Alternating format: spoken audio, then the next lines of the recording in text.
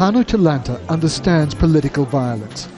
5 years ago, down in the Mathare slum, he lost his arm to a rival tribesman looking for revenge for what they considered a stolen election. He shows me the place where they attacked him with machetes. All he wants is justice and compensation, and he doesn't expect Kenya's new government will deliver either.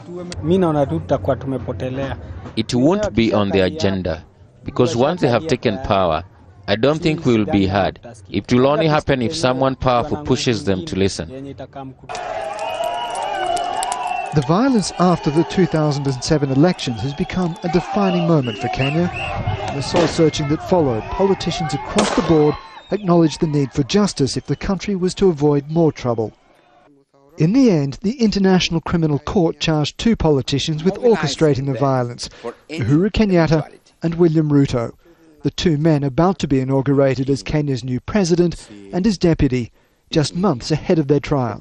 As far as accountability goes, as far as dealing with one of Kenya's biggest problems, which is impunity, one has to question what kind of leadership they would offer on that front.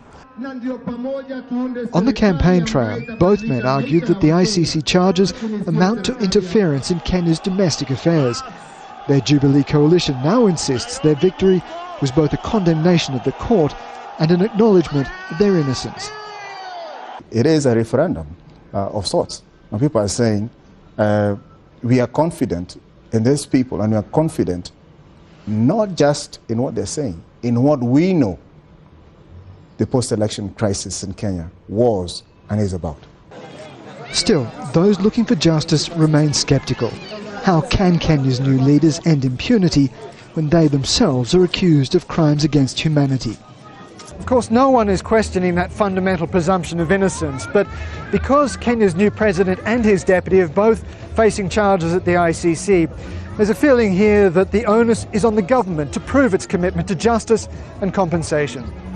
Peter Grester, Al Jazeera, in the Mathare slum in Nairobi.